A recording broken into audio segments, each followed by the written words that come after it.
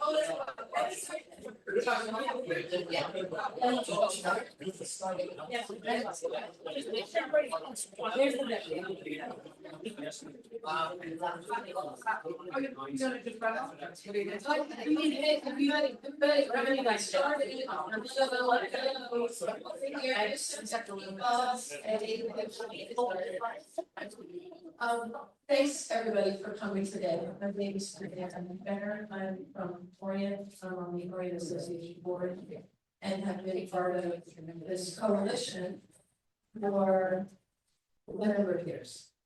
I don't know, 5, 6, something. Anyway, we thank you all for coming today.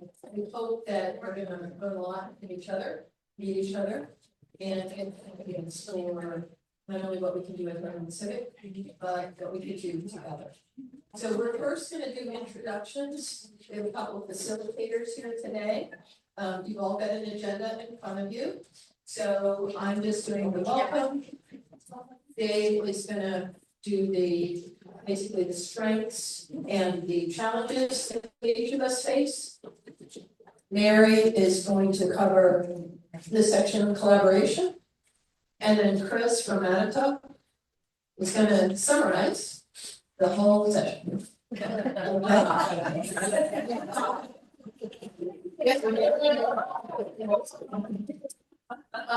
have a scribe, so someone is going to be taking notes over there. That is Janet. So first, let's do some introductions, okay? So we're going to go from west to east.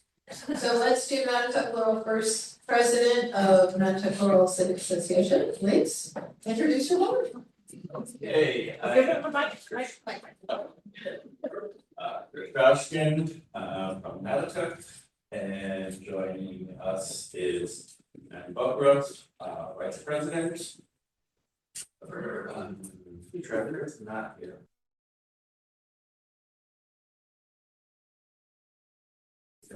Our secretary here, and then the rest of our board is Mary Grace Sonora and Cass.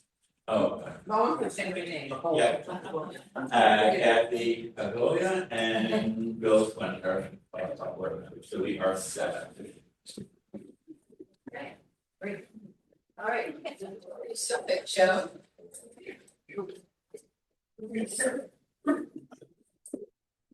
I'm Joe Palachuk from Suffolk, and he's a motley crew. We got Brian Goodrich, new younger member, Deb, Colby, again, a new younger member, thank God.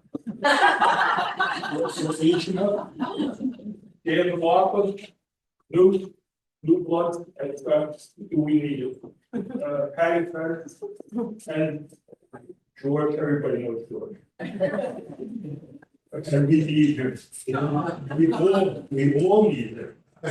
He is more active than all of us together. God bless him. All the rest of you guys, thank you so much for this.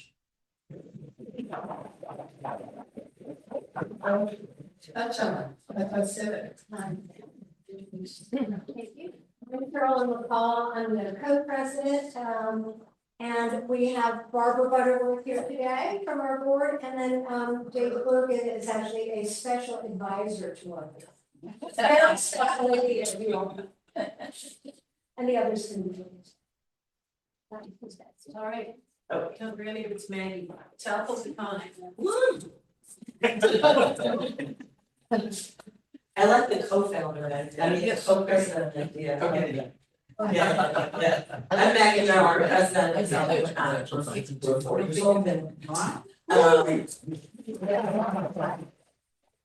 So with us today is Suzanne Valiza is a fairly new board member. We're really excited to have her. And Katie Stokes over there is board member. She's been with us since the beginning. And our board members and Margaret Steinmugler is she founded it with myself and Carolyn McCarthy, and she's not on our board anymore, but she's also a special advisor.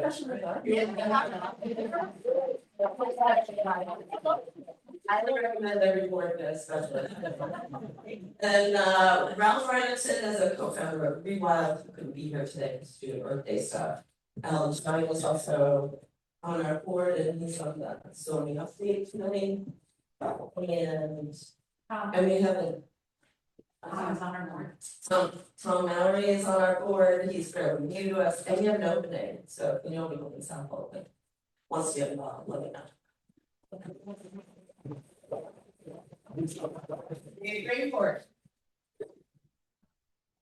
I am Carolyn Lee, I'm the president of the Greenport Civic Association.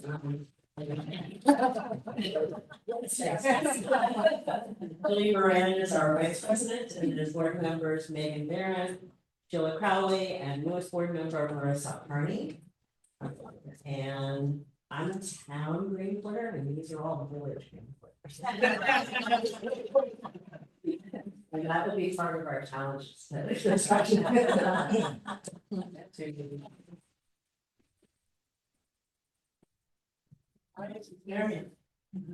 Good morning, everyone. My name is Mary DeLong. I'm the president of Blue Divided Grandparents Civic Association. What I understand, we were one of the first ones to form a civic association. So congratulations to all of you for joining this important discussion and advocacy programs that we represent. So today I have our vice president, Karen. Our secretary, Suzanne Kim, our treasurer, George Marcy, and new board members, Marianne Camus and Janet Bardon, who were responsible for setting up. Thank you. And who else do we have? And Jack. Jack is probably a special advisor as well. He functions in many capacities. He's the one who helps us with getting the space and communicating with the economic development committee and other important aspects here. And the fire department. And the fire department, yes. And who am I missing, guys? Oh, sorry, and Anne Marie, who is probably not the director that we have.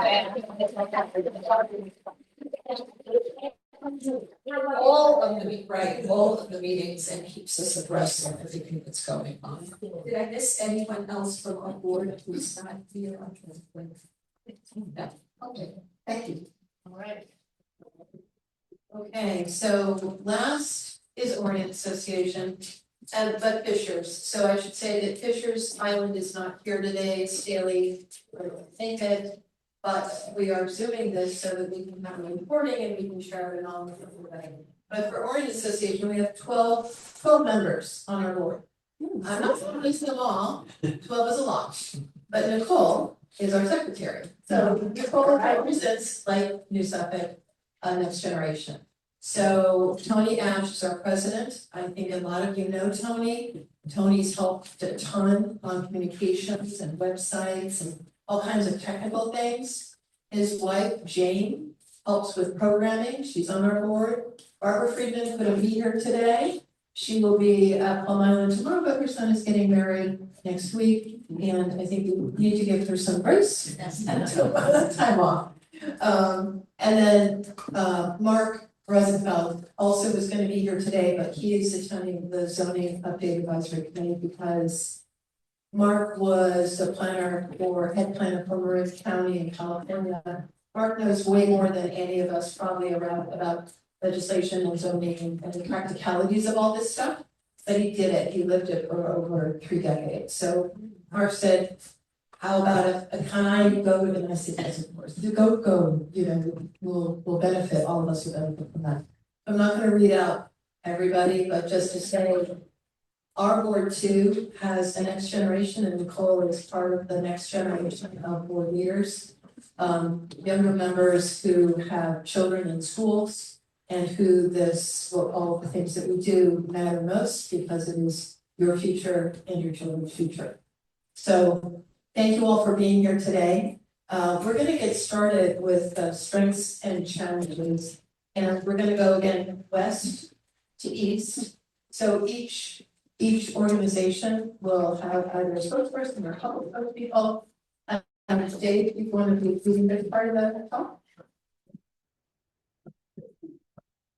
Good morning again. And before we get started, I just want to thank everybody for brought food and coffee here this morning. I was one of the things I'm and I'm not giving one plug to Suffolk County Community College's Culinary Arts and Baking Program. There are a couple of trades that I got donated from the students yesterday. I'm the former dean there, so I got to give plug. So we're going to talk a little bit about what, from each hamlet or each civics perspective, what the strengths and weaknesses they feel have been for them. In this, also to consider talking, if you would just very briefly, and because we're at time constraints today, so very briefly state what your mission is, because everybody has a mission that's a little bit different from each other. And then, like I said, the strengths and challenges you faced over let's just say the last year or so. But if I'm going to just start off with, again, we'll go west to east. And so, Chris, you'd be first, Matt, and Laurel. Okay, so as some of you may know, we commenced our 11th year, that's January. Celebrated our decade last year.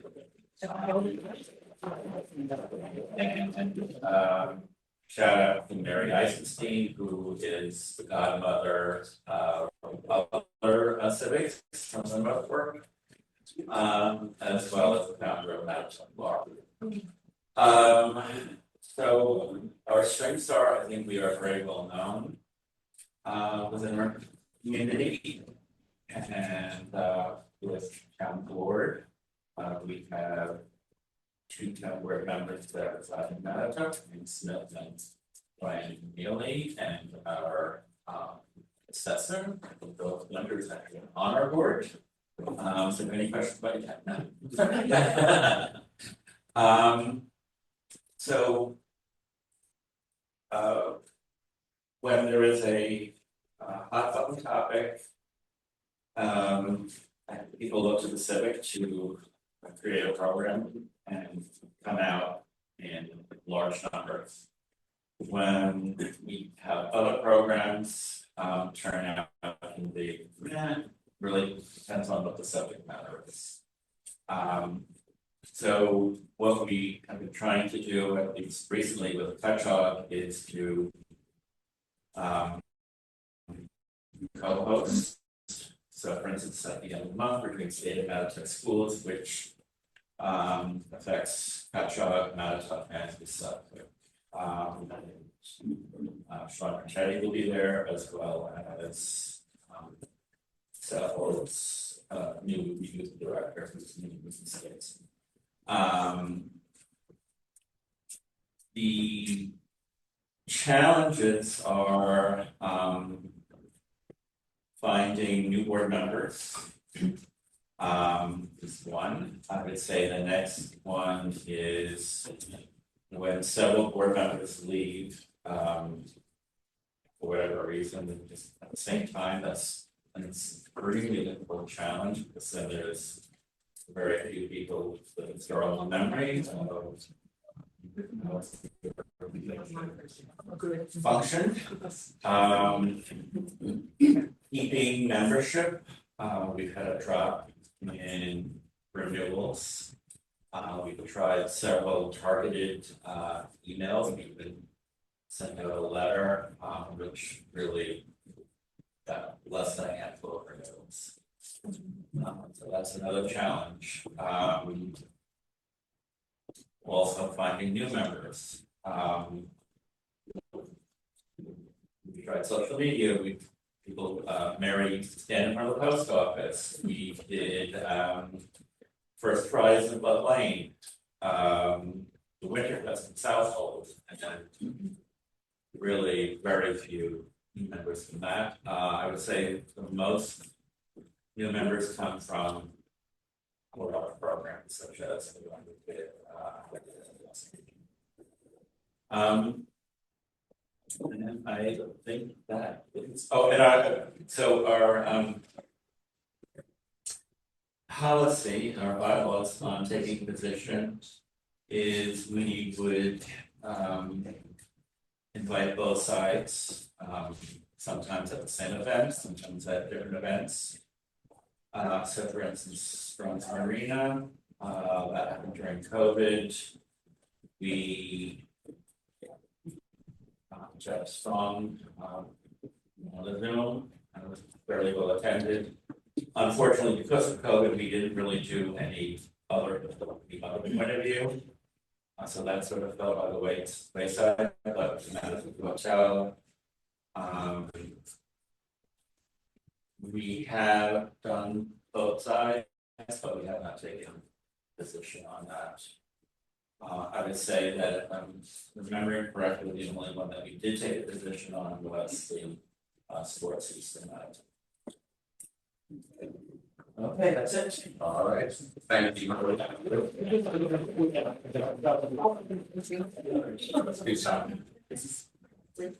Joe, you're up. Again, thank you for both of this and getting this forward.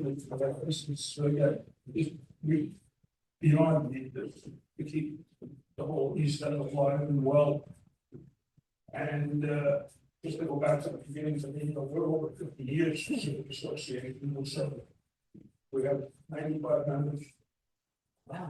And you know, for the most part, everybody thinks that we appreciate, they're all participants, although some of us seem to think of the police department.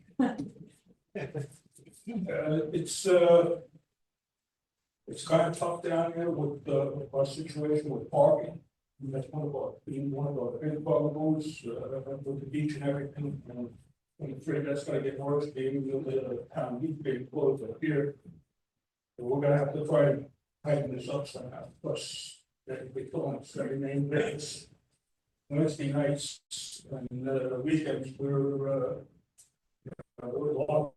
We can barely walk around, let alone drive around down our so-called square down by the waterfront.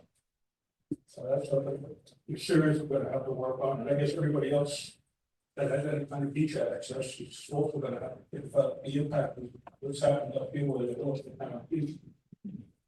But,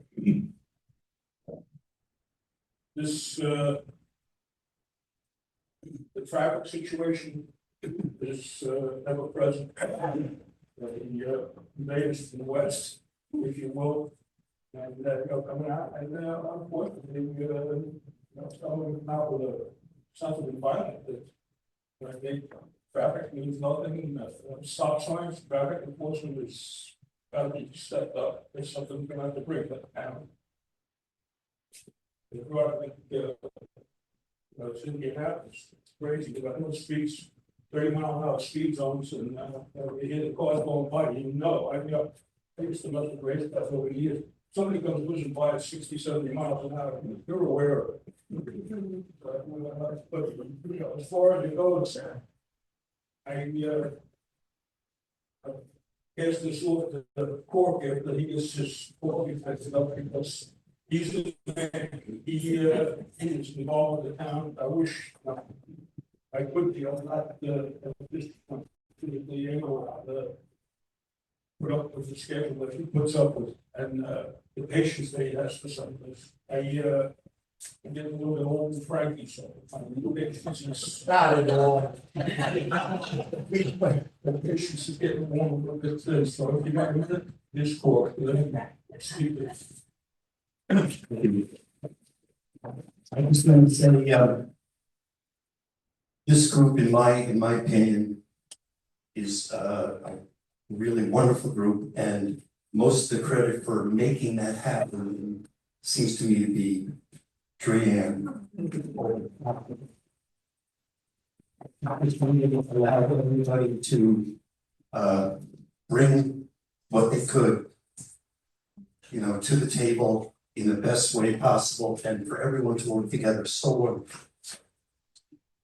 This morning, as we're here, the zoning update committee in Southold's meeting, and they're taking the zoning update apart and breaking it into pieces because they say it's too big for them to deal with.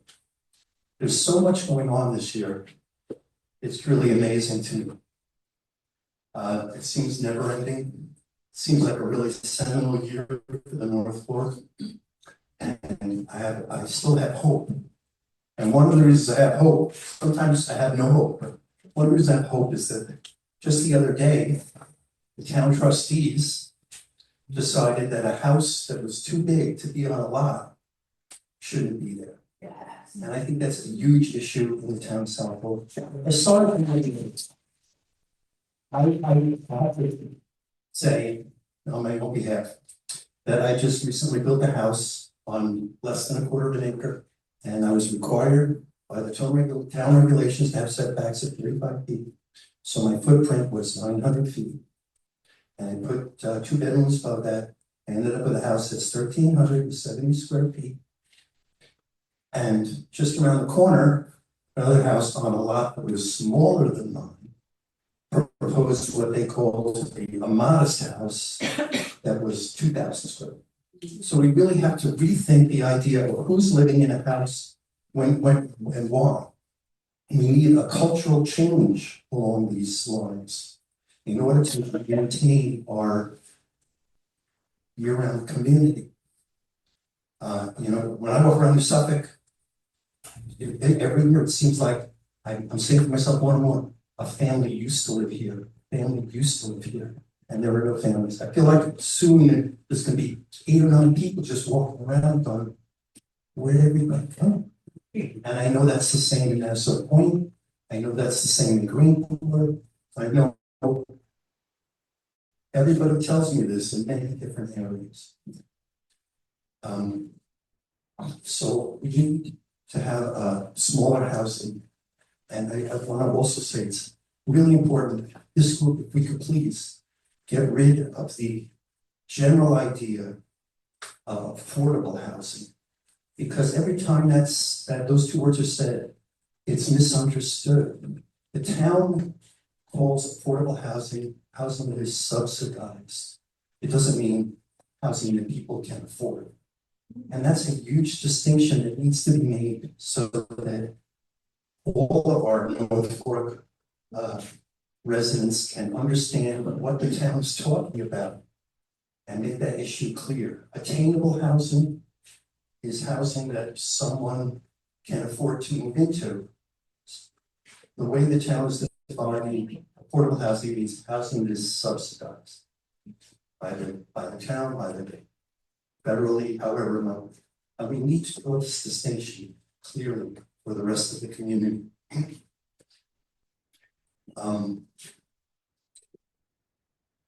New Suffolk is our special place, but it's, the issues that we have on the North Fork are the same issues. It's amazing how much the issues are the same. And I think this group needs to actually, like we did with the housing update, we need to find another issue that we can all work on together and actually achieve. With the housing, with the house size issue, we worked for 2 years on it. We got the town to move on it because they couldn't really do the work, so we did it, which was amazing. And because of that, we were accused by the business community in some sectors of influencing the town unduly, when all we were doing was helping.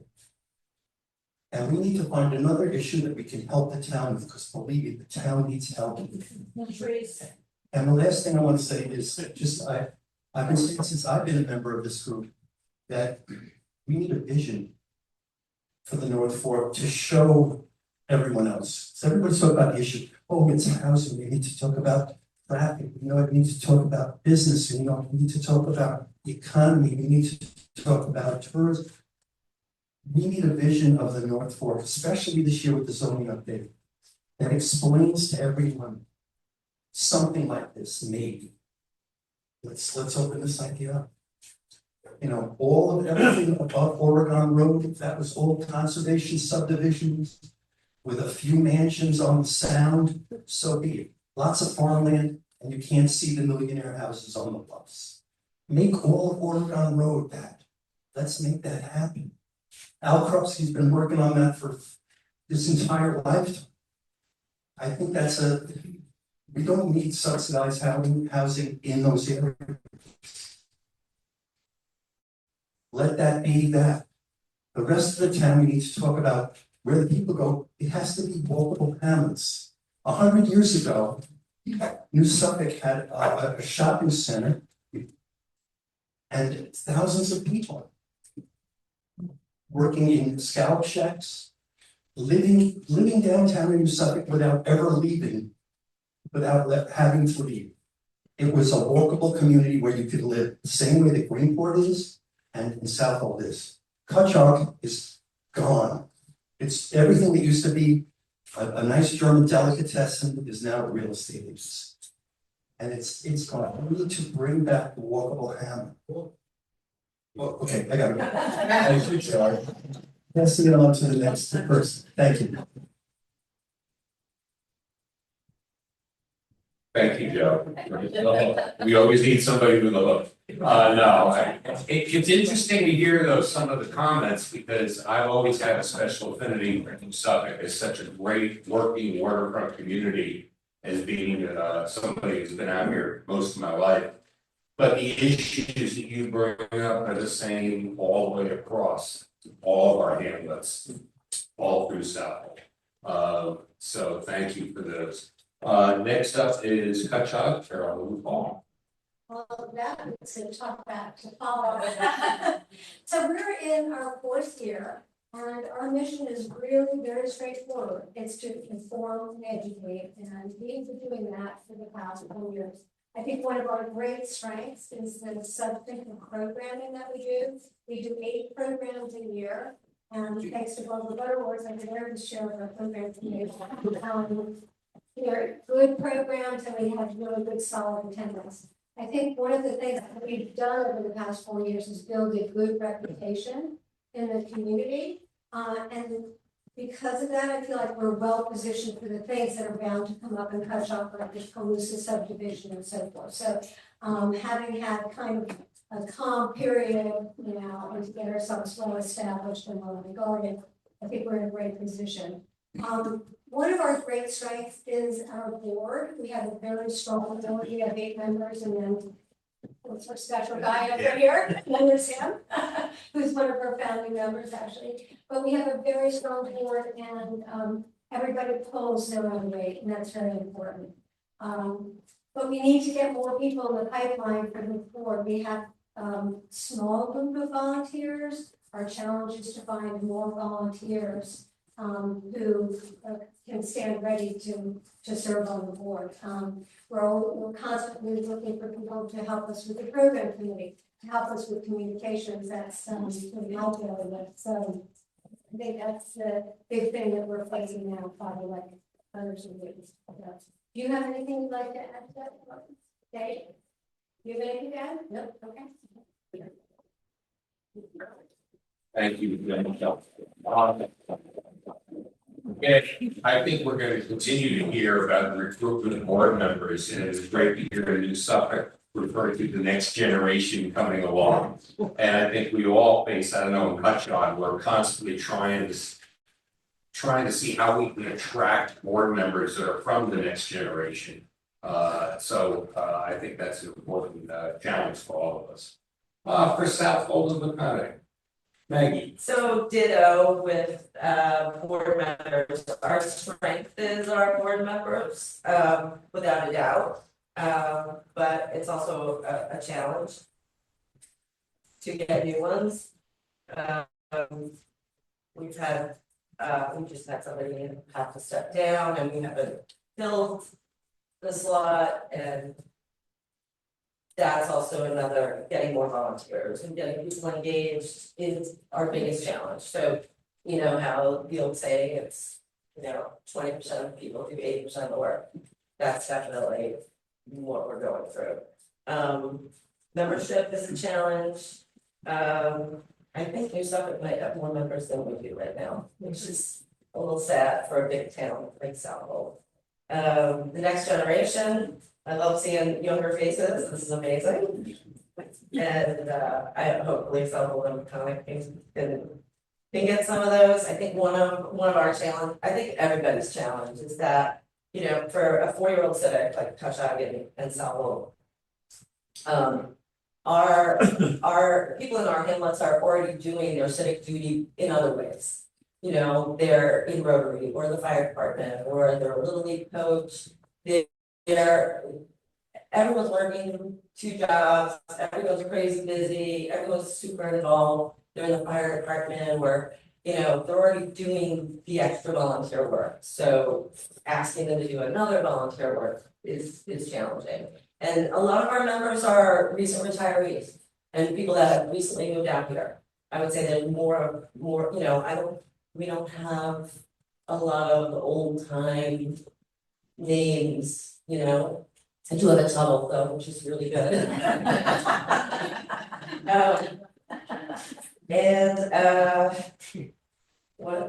So another challenge I think also with Southhold in particular is, you guys have great library spaces to hold your meetings. And Southhold Library's community space is really small and a little tight. So maybe there's a little bit of confusion because we use the town facilities of the rec center and the Peconic school. So sometimes, we'll have a meeting in the rec center and I think people might think it's a Southhold town meeting as opposed to a Southhold civic.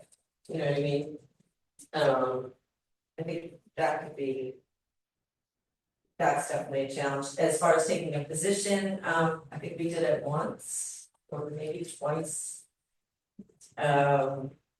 But along the lines of cut shot, we do it the same way. We're from the Merit Assistant School of Civics. And thank God for her. And then I think that's it. But as far as a common issue with all of us as North Fork Civics, I'm so grateful for this organization and what it brings to this town. And I think the town has come to rely on us as their mouthpiece, as a way, every time I'm on 2 town committees, which I probably should just be on 1, but I'm on 2. And many times they will refer to the civics as their way of letting the public know what's happening. Happens all the time. And well, we'll just get the civics to do it. Oh, we'll get the civics to do it. If we tell the civics, then everyone will know. So it's definitely a badge of honor, but it's also, it's also telling me that they need us. And we are respected by them. So that's a good thing too. So I'm grateful for all of you guys and hope to learn from all of you as well.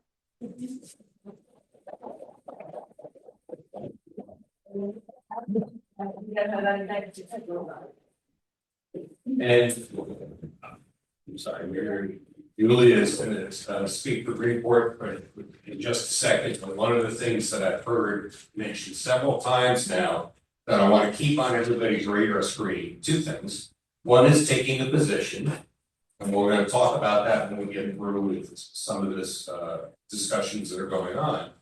And the other one is Joe started it, but brought up the fact that the town beach is closed.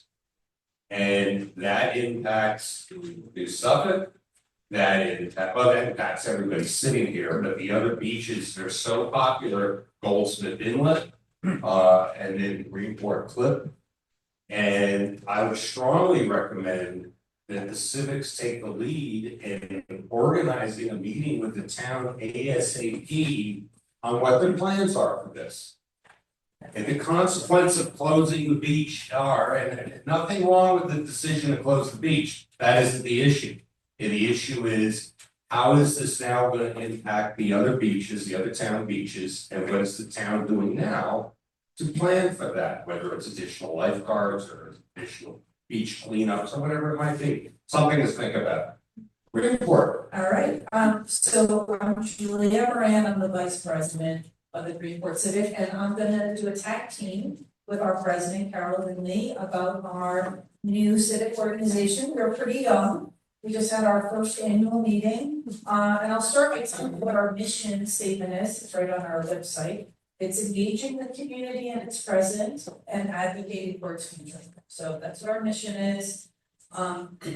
As a startup challenge, it's been a challenge to set up committees and regular scheduling of meetings. We're new, we're still, getting our reputation out there.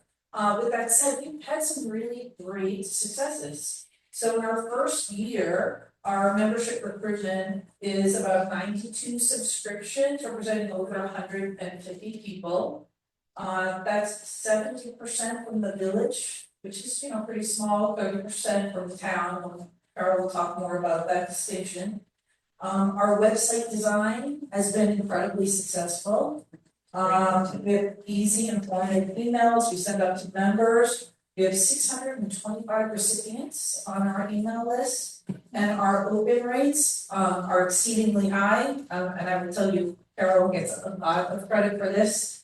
Between 65 and 70% open rates. It's kind of amazing that we have that kind of statistic. We have a high level of civic engagement among our members on village boards and committees, town committees, local nonprofit boards, and nonprofit volunteer service. We have people who are in the fire department, a few of our board members who also take time to engage in the civic. And we have lots of expertise to tap into on our civic.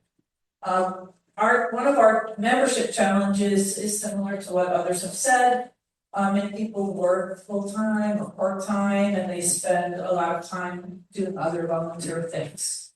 And with that said, I'm going to hand it over to Carol, our president.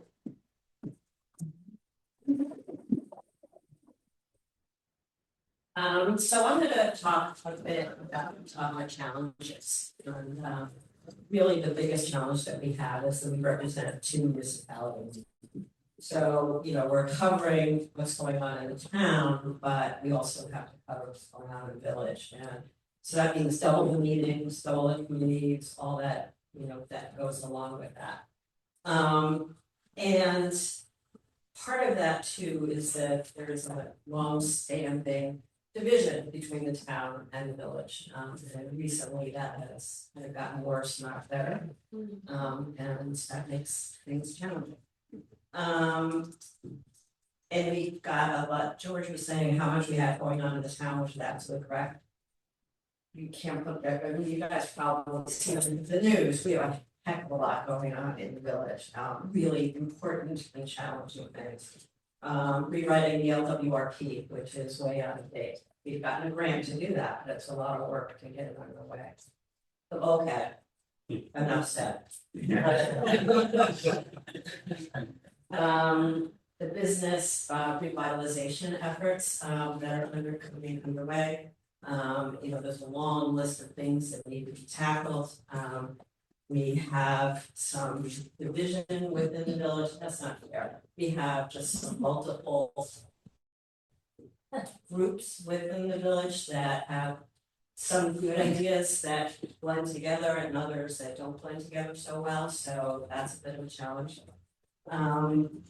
We have a really tough school budget vote coming up. Their proposal is almost 8% increase, you're saying the 3% state cap. It's a challenge to get people to come out and vote. It's only the village, it's it's the whole district. That vote for the budget, but we have to have a super majority of 60% to get that budget passed. And that budget already includes cutting 21 positions. including the assistant superintendent, who's been there for a long time, so I'm a solid contributor, so, that's a big one. I'll just say that. And then some of the work that Denny Gordon, one of our board members, is leading on the housing committee in the village. We have passed a new STR plan. It's not all that popular, but it's something that passed and something's gonna change, and we'll just see, what it brings. It has no limits on how long or how short your stay can be. That was a nod to the business community, but something that doesn't make people particularly happy. And right now, Denny is leading an effort to bring ADUs on board in the village as well. And then the various, business revitalization activities that are going on. The bid has put out a proposal for a whole bunch of different projects that it's working on, getting the ice rink moving forward. Getting a program around garbage in the downtown on the weekends. That got to be quite a problem last summer. Crime. They proposed a surveillance program, which is not very popular, but it's just a step forward. We have to start talking about these important topics. Yeah, so I think that about covers it.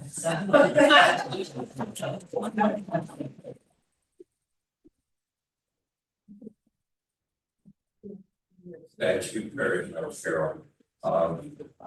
And next up is Mary for East Marion. Thank you, Kim. Yes, hi, everyone.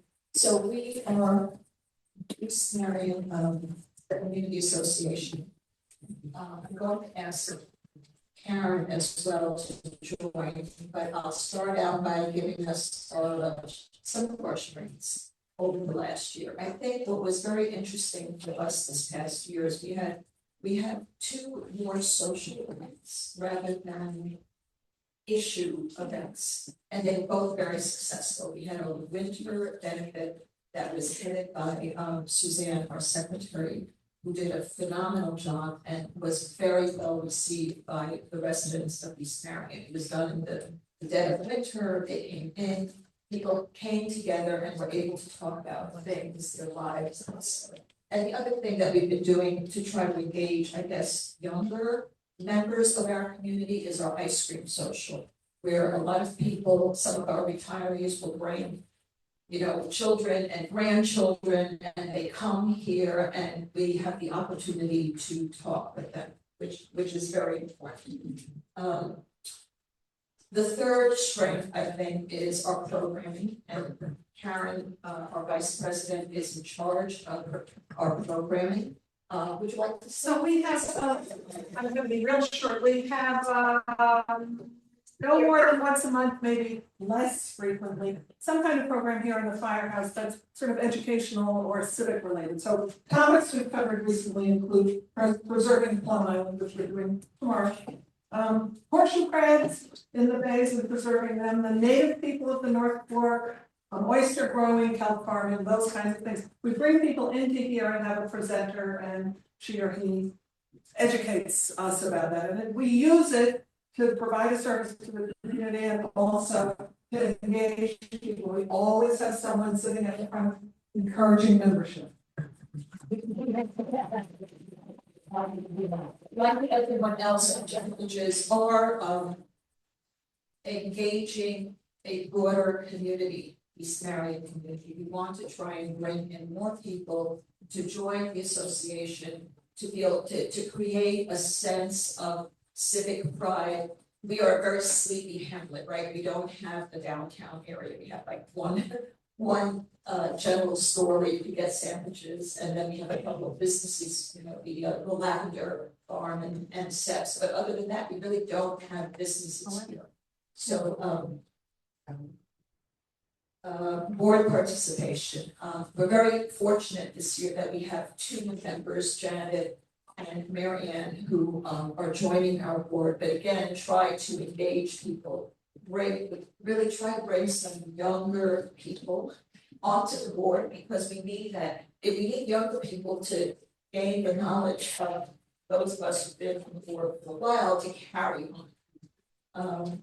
You know, and families and children, you know, we're trying, we know we have.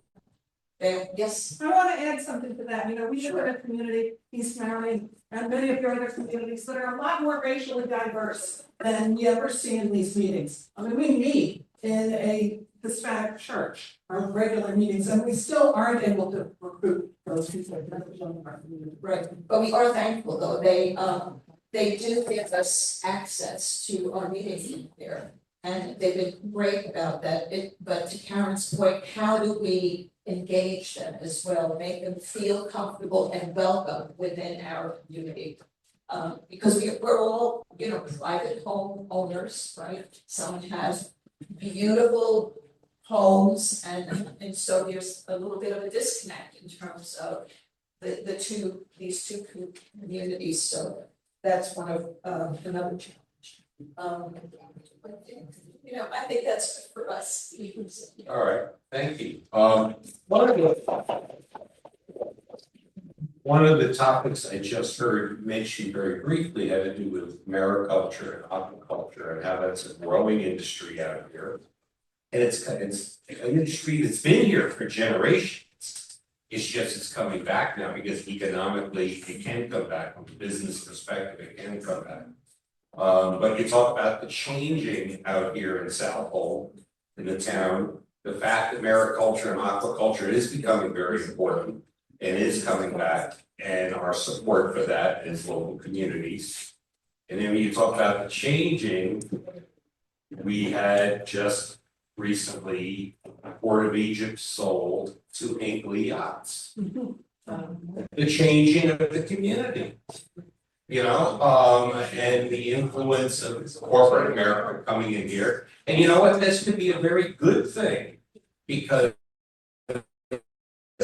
of the opportunity for employment opportunities, and if Hinkley ever decides to build boat. So we automatically think we hear Hinkley buying out Port of Egypt and everybody goes kind of boo this. But no, think about the opportunities that are available when those type of things happen to help regenerate and rebuild our community, mariculture, aquaculture, and economic. So with that, I'll move on to Orient. All right. So Nicole, I'd like to adding, so come on.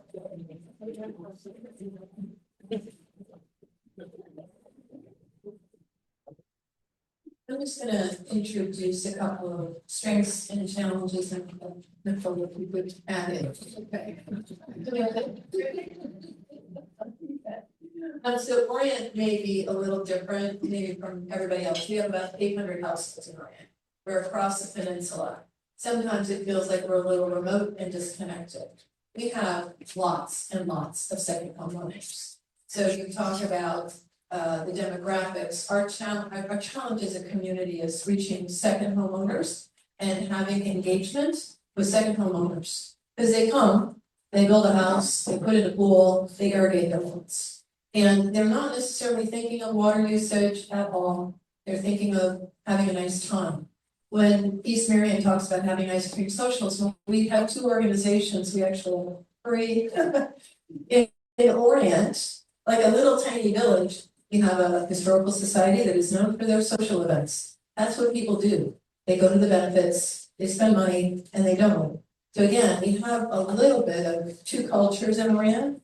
One culture which is a little bit of like the donor community, let's call it, and another culture that goes to the fire department and volunteers at the fire department who has children in the schools. And those two cultures don't really talk to each other.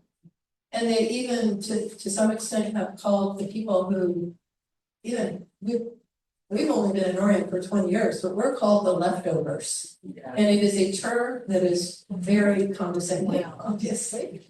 And it's strange, right? It's strange to hear that word being used to describe those two different communities. So our biggest challenge is reaching the second homeowners and finding a way to communicate with them that reaches their soul, their heart, their feeling of community, and bringing them into a community more than Orient, meaning the South Hole, to talk about subdivisions, to talk about water usage, to talk about zoning. I mean, if you're coming here for the summer and then you're kind of leaving and your kids go to other schools, it's kind of hard.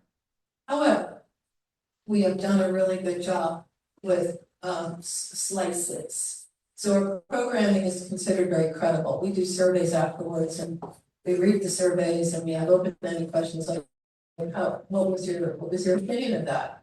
And it's been pretty positive. It's been like outstanding. We did just kind of like tap into a little bit of that donor, you know, to be positive about these changes. You're talking about Hinkley yachts and being positive about aquaculture and economic development. Like, what do you do with that? And so a number of new homeowners have participated in our water studies. So we raised about 60,000.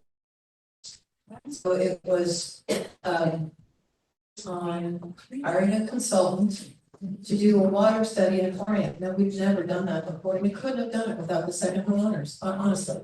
So they do care. It's just a matter of like more penetration, deeper penetration, and bringing everybody on board with understanding attainable housing. And if it can't happen in Orient, it's gotta happen somewhere, but maybe where? Have discussions about our schools and have everybody pay attention to that.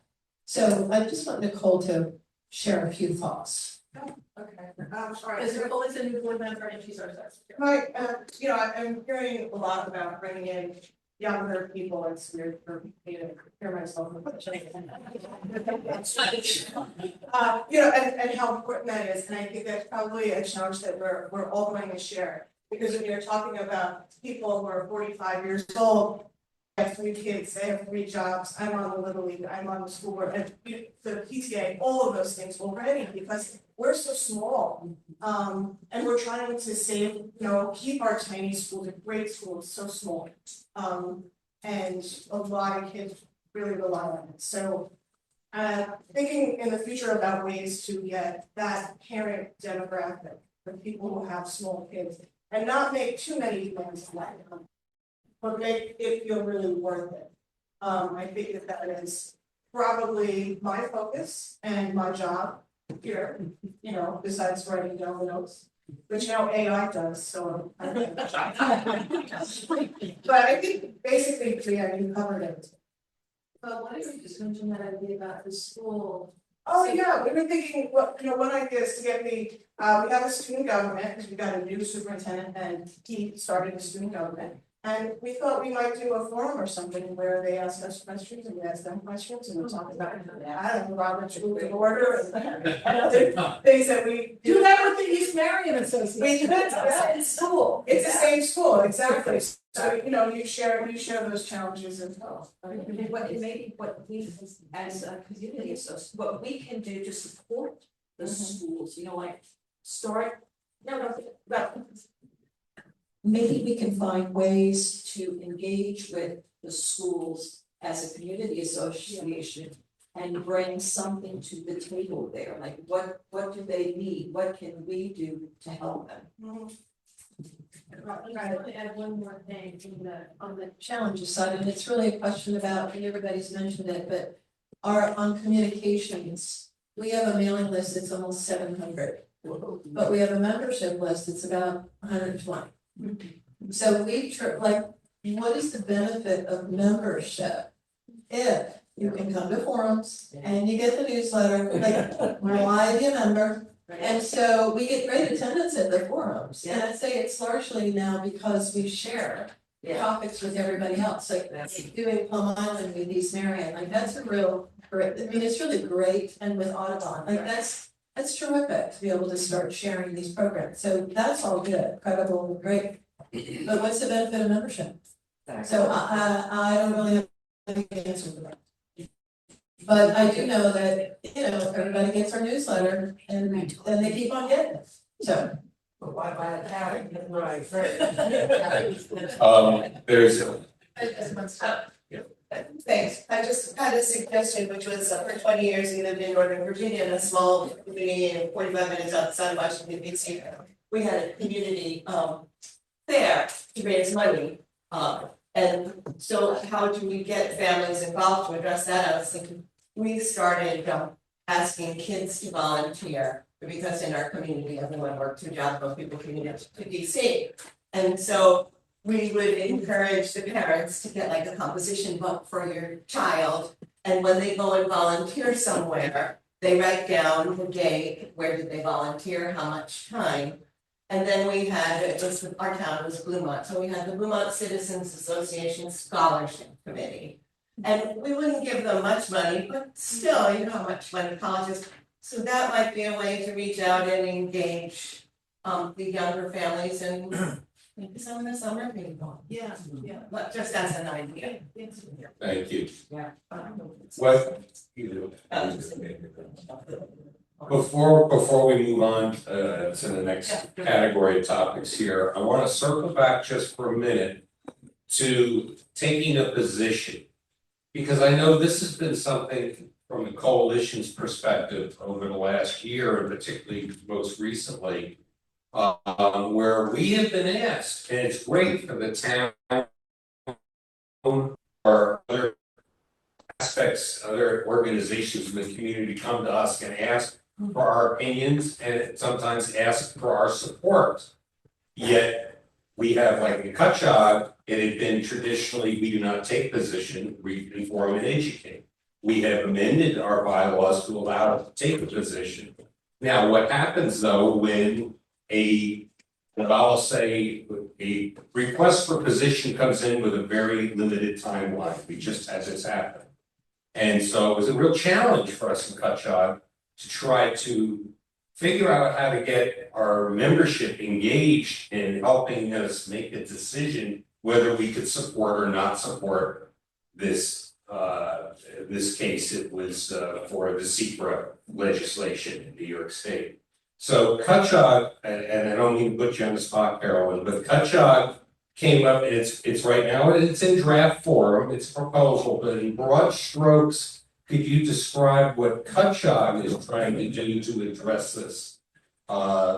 Because I think this is important, it's an important topic for all of us, so we don't find ourselves pushed into a corner of a few of us trying to make a decision for a large organization, large group of people.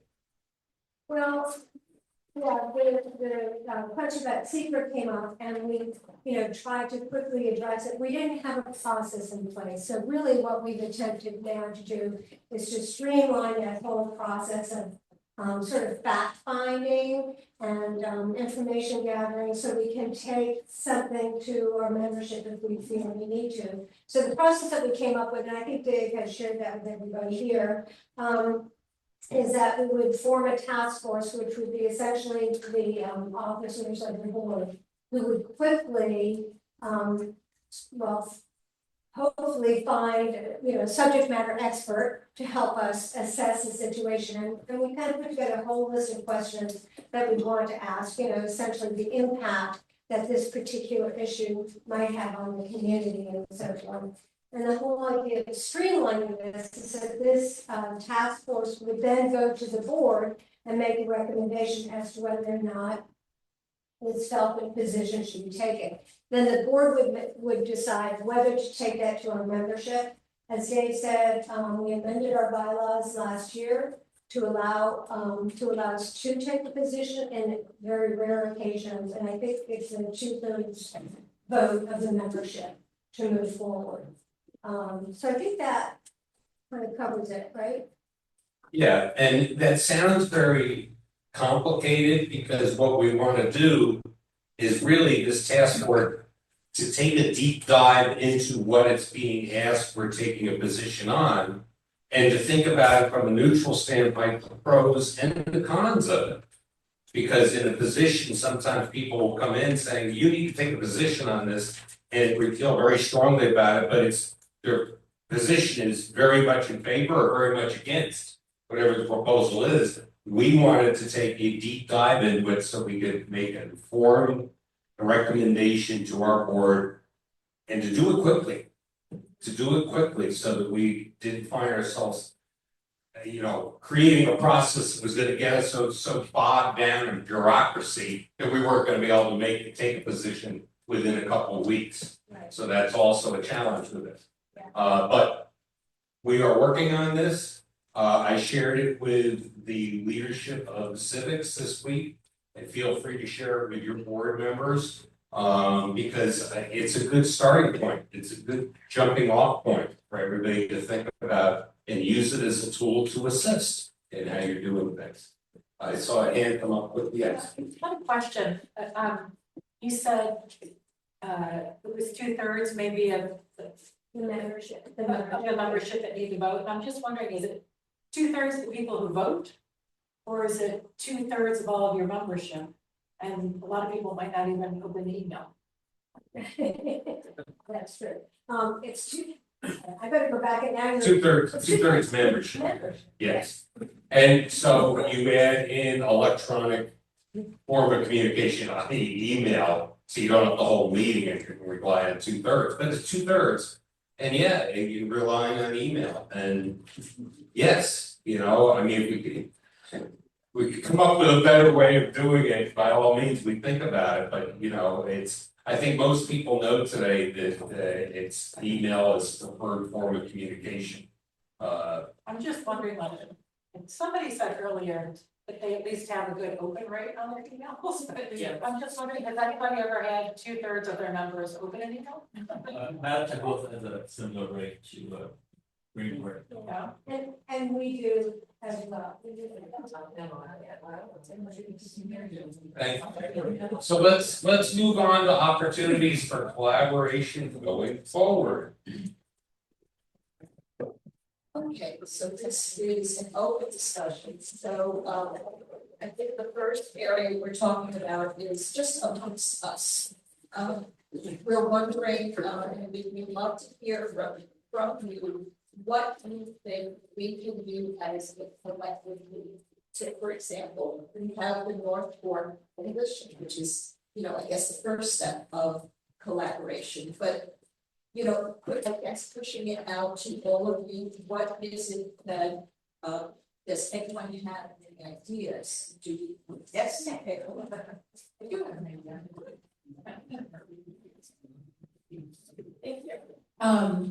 So I have been focusing on some of the housing issues and what the town has put out about housing. And when they came up with the community housing plan several years ago, it actually says specifically in the community housing plan that there was a community housing survey that the town did like 5 years ago to get the information for the community housing plan, and that survey should be done every year. But it actually, I asked at the town and they said that it actually hasn't been done since. So they did a community housing survey once, and they haven't had the manpower or whatever to do it since. And I think a survey that the town wants done, the town already did, and we could just get a copy of what they did, and then all get up, you know, say, hey, we'll help as the Civics, we'll encourage all of our members and everybody on our mailing list, and we'll help the town get this information that the town wants every year. I think that could be a great use of our civic coordination center. Anyone else? George? Yeah, I just want to say that the survey that we did had remarkable implications for the town, because the town took our survey that we did a couple of years ago of, you know, our membership here, and they use that survey, they're using that survey now in ways where they use it to justify what they're doing. So that survey ended up being much more important than we realized, and it also gave us a much more conviction about what our other neighbors really want. And I just want to add to that, if this group came to any town board meeting together, that the impact of that would be much better. I mean, there are many times when I stand up at a town meeting and I'm the only one who's speaking. And so I speak individually. But if we really want to get something done, we could all just show up like we did today. Bring our wonderful sweets, put it inside and just show up, and we would have remarkable influence over the town. I think that's a really idea, George, and then maybe I can recruit somebody to come to the village.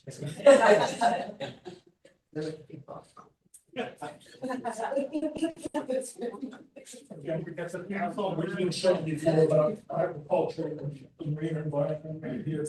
So we don't think we should get time. We have to get behind this. We're surrounded by water. Everybody here in one way, shape, or form depends on our surroundings with water. Whether it be tourism, business, again, the agriculture part of the thing. But we seriously have to start thinking about pollution. I keep telling anybody to listen, anytime you're gonna pull down the end of First Street and do something to the town beach, there's a big sign, all the ball, no swimming, no fishing, no grabbing, no clamming. What are you gonna do? People walking their dogs on the beach, things like that. I mean, you could beat this to death. I could be here all day speaking to this. Housing, which thankfully the trustees got their hands wrapped around on the house down on First Street. You have to lean on the Board of Health. Board of Health, I don't quite understand the function and the mindset there, but they seem to be able to, or want to go along with whatever the trustees and the towns approve. Regardless of the proximity to the water or the impact. If the town approves it or the Board of Trustees approves it, the Board of Health said, yeah, okay, go ahead, do what we gotta do. And that's insane. The Board of Health should be way above all of that, but apparently they're not. And as far as going back to pollution and boats, you know, again, we're in a marine environment, but I go right down to New Suffolk on a Saturday or Sunday. Go down to the town beach, look towards Robbins Island, bring the binoculars. Count 75, 85, 120 boats moored up in front of Robbins Island. And I'm not talking about rowboats, I'm talking about 30, 40 footers. I'm talking about some of these other beasts, 4 outboards, 2,000 horsepower. Really? What kind of gas is that consuming? What kind of pollution is that pumping into the bay and into our air and environment around here? These are things that we're gonna have to get behind, otherwise we're not gonna be able to breathe, let alone drink water or enjoy our God-given country here, the most beautiful area I could wanna live. That's it for me. Thank you.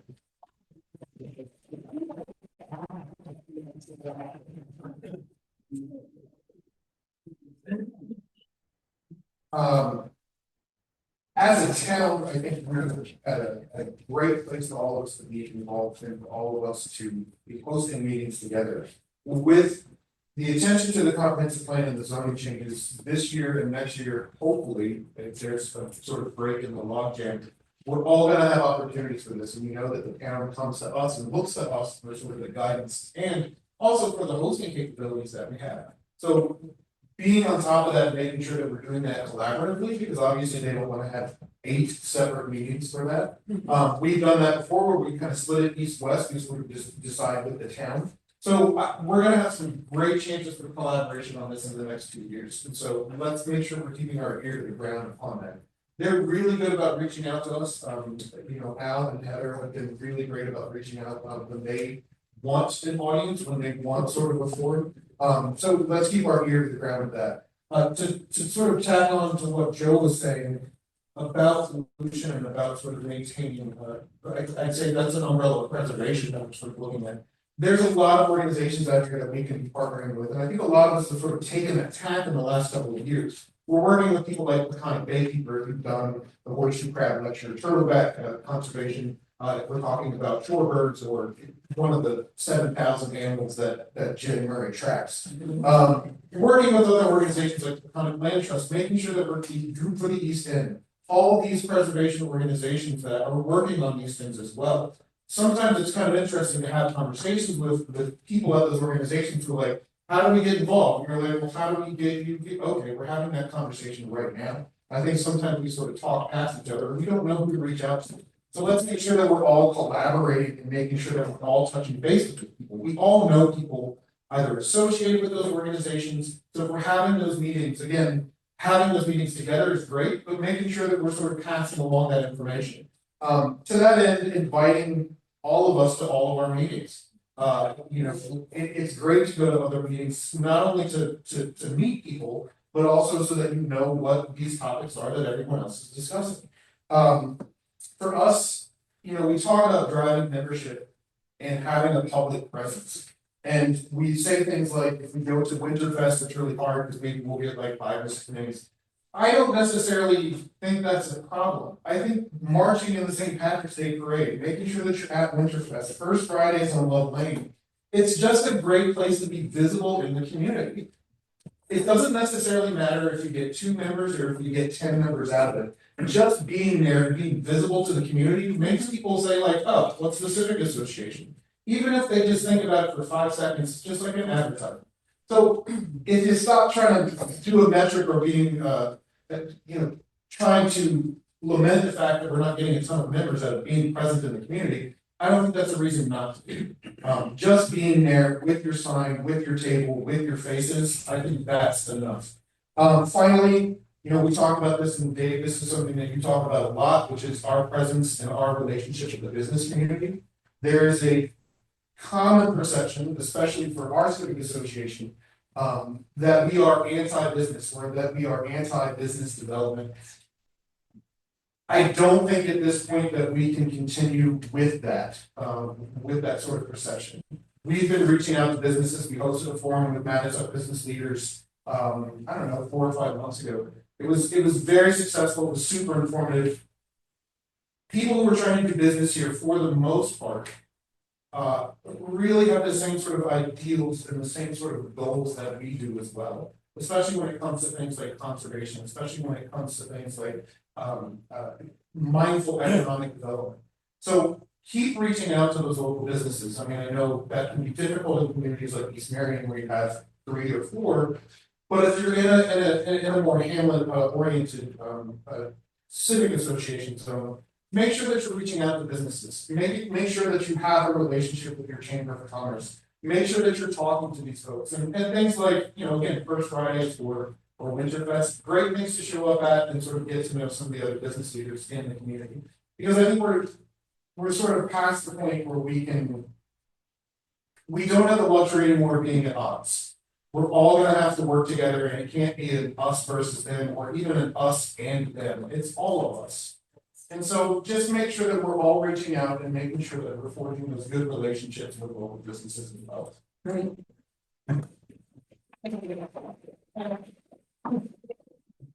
One more, please. One more. Yeah. But I just want to build quickly on what you said about reaching out to businesses across the whole network. The leadership of the Maritime Festival in Greenport, that is very much on their focus. It's not just a Greenport event. It is an all North Florida event. So hopefully some of that's gonna start happening. Thanks. I'm just wondering if, I'm assuming we'll have more of these, but maybe another way we could divide up a meeting like this is to support each other administratively. So the workings of our city. So for instance, the Greenport website, if you could help the rest of us. The website's really good, and as the webmaster, There was a 17-year-old Greenport has stopped it. So there it is. So I think that's the we need to help each other on and it's not to add another meeting on and membership. How can we all get to create subgroups at another meeting where we work on those different kind of administrative tasks we all do, but then we can help each other do them better. Right, thank you. What I want to say is, I have to tell you, I want to thank Carol. Yes, I just want to thank Carol and her husband Lori, who set up this audio system. It's just an example of us collaborating a lot more, and I think so. When I think about what I'm hearing. That we start doing our programming more collaboratively, just like we're doing with Plum Island. You're in front of the camera. More people coming together works and people see the vibrancy of just having more people with common thoughts or and even divergent thoughts. You know, but you need that group of people. We'll take one more. Go ahead. Yeah, I just wanted to say, I was thinking about something that was said before about trying to get more people from the Hispanic community involved. Yes. And just a suggestion is to go talk to the people at CAST. And, you know, because I think the Hispanic community is living in fear now, Right. to say that we welcome their participation. I would just encourage you to go talk to someone there, that might be a good idea. And a completely different idea, I don't know if anyone here gets annoyed about all the litter. I walk, I'm a big walker, and those little bottles, you know, you get on the airline with the shampoos in it, they're like all over the place. And it's unbelievable. One time on my walk on New Civics Challenge, which way I counted like 70 little bottles. Okay, and so I thought, how can we get people to pick up? So here's an idea. Maybe I think it's stupid, but I'll throw it out there. We used to do a calendar where the schools would participate. It's gonna be elementary school kids. And they draw a picture about littering, and it just called attention, and then you give an award. It's like if all the civic associations banded together and had this little thing in the schools, reach out to the schools and say, would they be interested, just to make an awareness. And now maybe it's really the people who are visiting who are littering all over. So people told me those little bottles might be like from landscape or I don't know. And I've asked about garbage, but people don't want, town doesn't want to put a garbage can anywhere because they see people, you know, they're too cheap to go to the dump and they'll just throw it all in there. But just how can we as a civic association think about the trash that's in our community? And there's an idea, what if we work together with full strength to say how about maybe a calendar, just for awareness. Great, thank you. Yeah.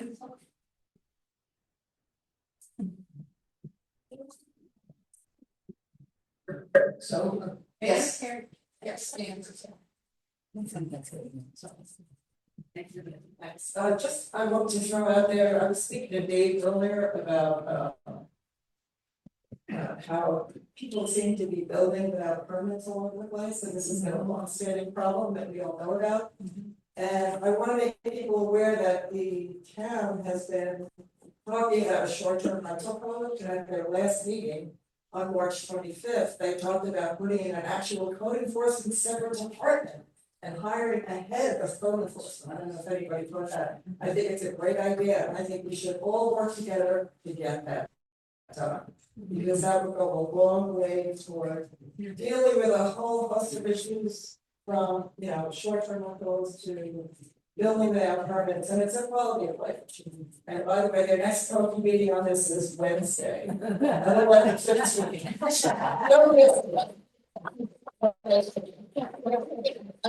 Today, this now relies on people actually, you know, going out there and complaining about something that they're seeing that may not be right. So, and that's the way the codes are enforced, and as someone who was a monitor, you have to have someone who's watching. And so, and who's able to go out there and, you know, say, this isn't right, and correct it, kind of thing. So I want to thank you all. And yes, and now Chris will take over with our closing remarks. Okay.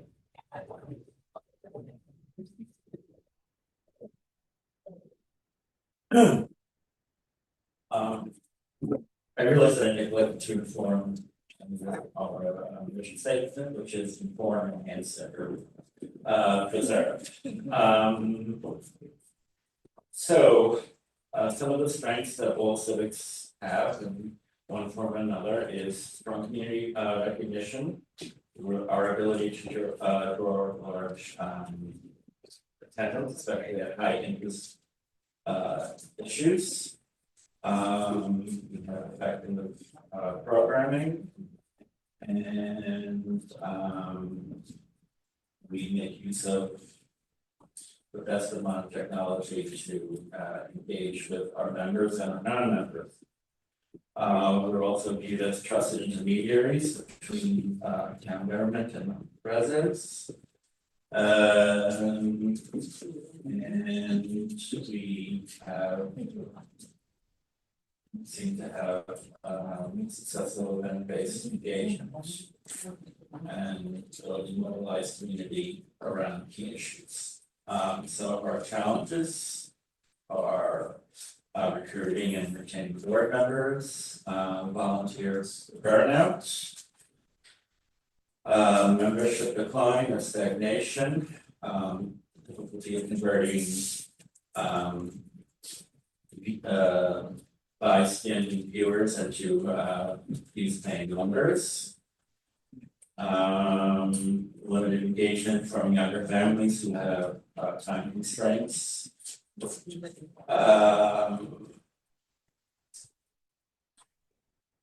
Also, this is very important, the unclear value of why somebody should become a member and join, especially just attend meetings and get newsletters.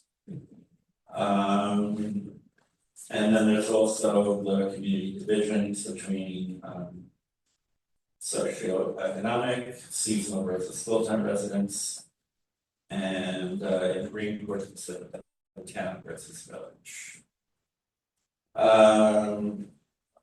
The cross-cutting issues are, I would say, housing challenges, loss of year-round residents and families that have been here for generations when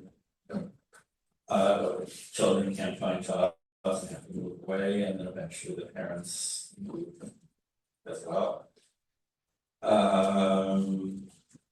The perennial issue of traffic,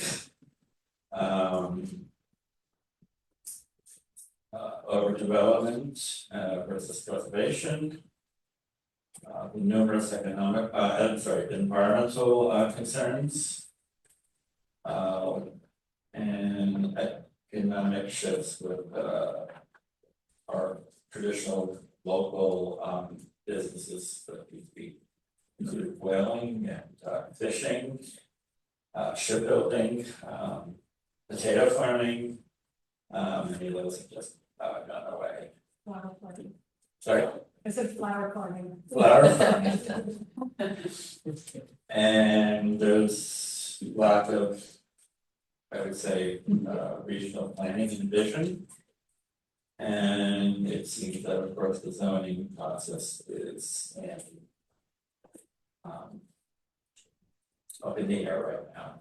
But it's, since we had the comp plan, which lasted 10 years, and then there was a very long intermission, and then they'll have to repeat ancient history, zoning process, which is still going. Thanks, Chris. And Aaron, thank you very much for bringing up the perception, I'll call it, that the businesses and the chamber, members of the chamber have of the Civic Association, because I think this is very important. You want to clarify something? No, I just want to say, for us especially, and the reason why is most of the civics were founded because of one issue. Like you said, we need to band together because of this. For us, we knew it was the last green corner. So we are immediately founding an organization coming out swinging against business. That's what it's perceived. So everybody else in our area is like, they fought really hard and they got, I mean, we all know the nuance of it, it's a little bit different, but that's how we're perceived. The next sort of big thing that we hosted was a forum with Strongs. Because it wasn't necessarily well attended on one side, it was perceived that we were having this sort of tomato throwing contest for Jeff Strong. And so a lot of people, because those are the hot button issues, and these are what turn out 80 to 100 people at a meeting, that's what they assume, is that we're trying to go after businesses. So making sure that we're being clear, not just to the 80 or 100 people that are there, but also to the business community, hey, we're trying to provide this forum. This isn't our stance, and we're really not, the people who are doing this are not representative of our organization. So please, let's continue to have conversations about this. So, yeah. Yeah, and that's what, thank you very much, because that's what I was getting to, is to continue to have conversations with our business communities. And let them know we're there to support them also, because they are a vibrant part of our well-being out here in South Old Town. We all have, some of these strange old jobs, that they have, and I have one of those in the summertime. It's given me the opportunity to get to know the folks that work in South Old Town, the folks that work in Greenport Village. I just wanted to say, when we talk about opportunities for collaboration with the town or with the village, these folks are a tremendous resource to us, the employees of the town of South Old, the employees of the village of Greenport. And I know I'm that little guy Joe that's out there in the pump out boat going out there to service the boats out there, Robbins Island Cove. That's me in the summer. Which people are shocked at, but yeah, that's me. And the point of this is that they are a tremendous asset that are looking to be tapped into. And I think that's an opportunity for collaboration with the civics also, is to tap into the employees of South Old. I was just in the police station the other day, not on police business. And it was great just to have some conversations with the folks in the police department.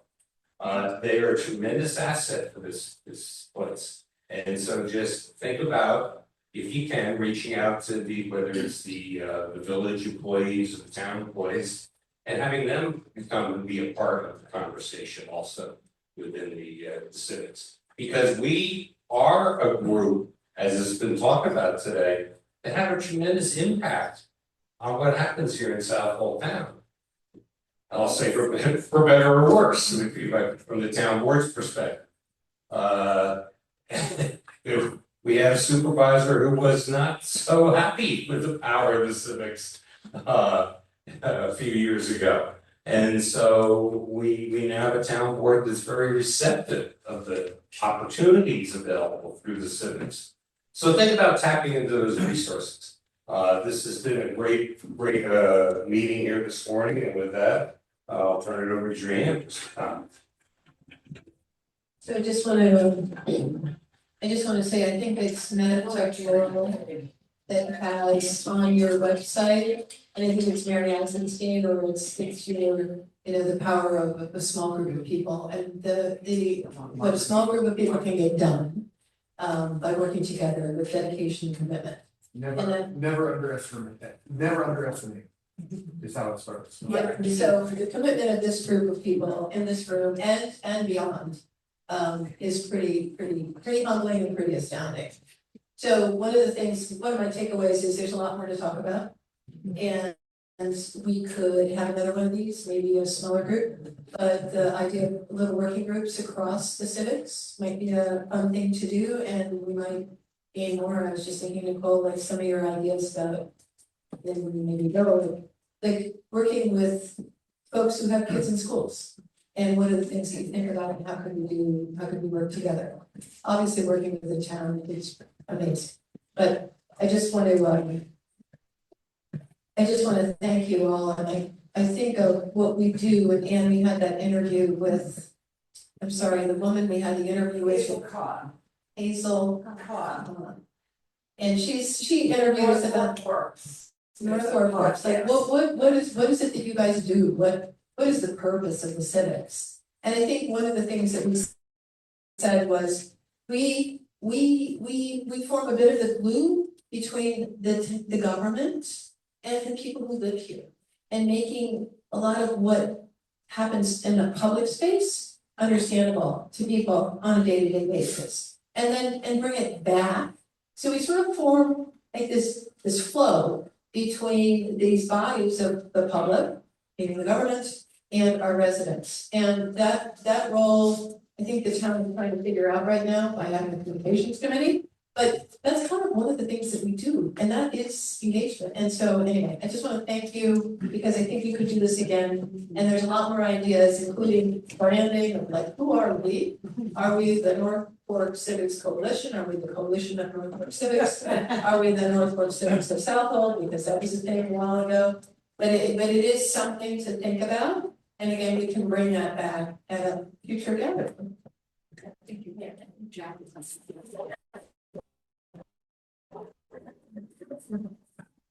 Hi, I'm chairman of the Economic Development Committee of the Town of Southport. So I would just want to say something that I think is very important for you folks.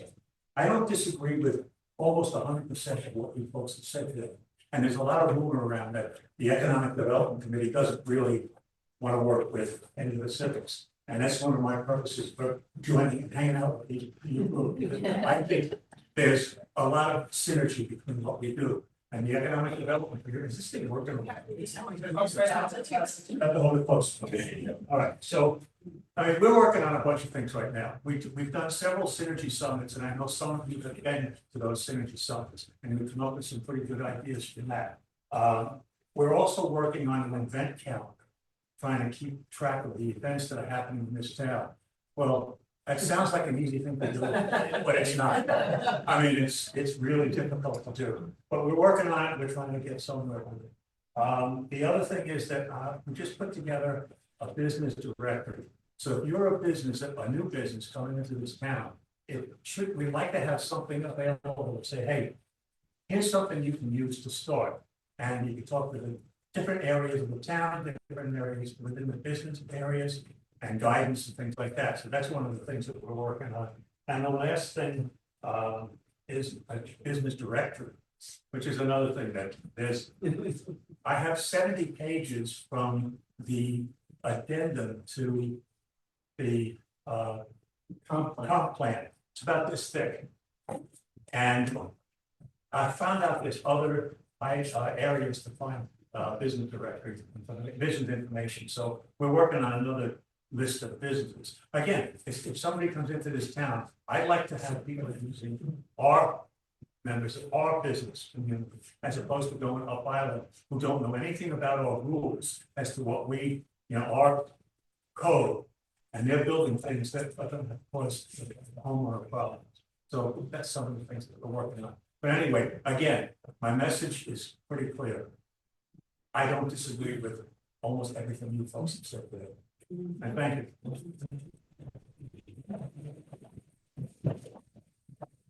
All right, I'd like to want to thank you. I think this was a remarkable, excellent. It was such a great way to hear from all of us and to really understand how many things we have in common and the opportunity. I think it's always important.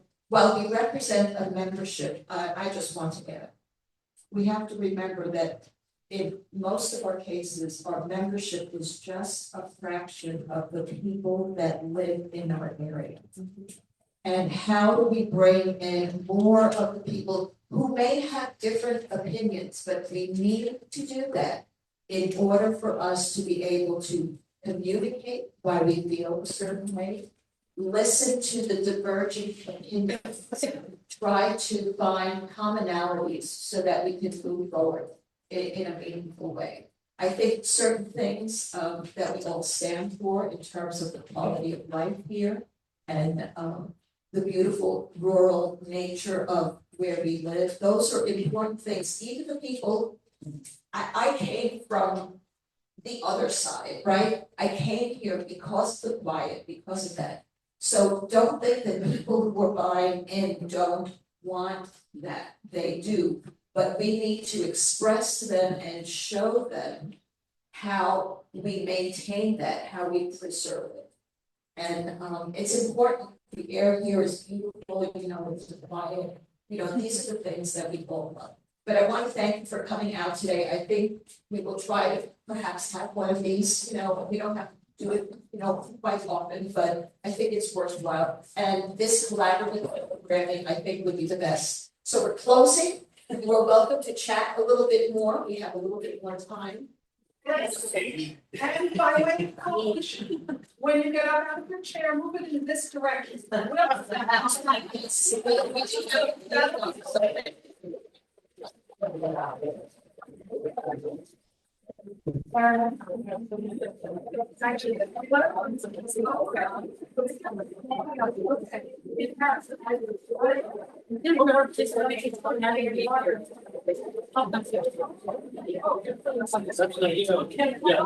Thank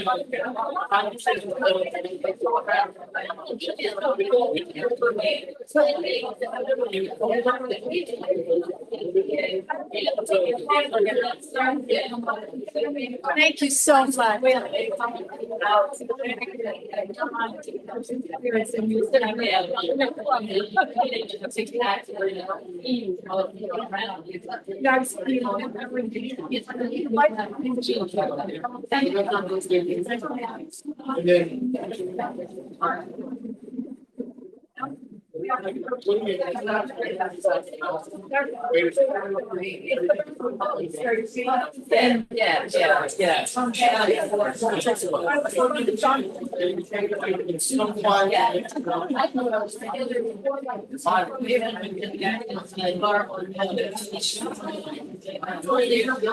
We're working on that.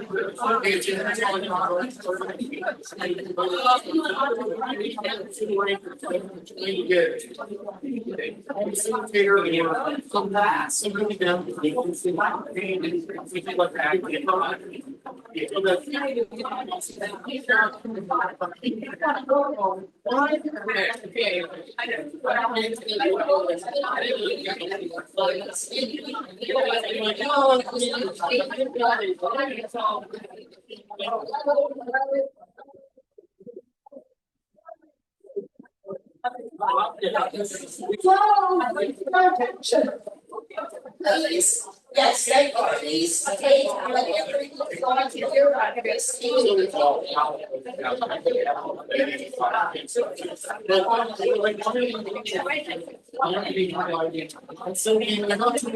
That's great that you got our back together, because I'm not debating noises, it's gonna be our style. Right? Yeah, so we just.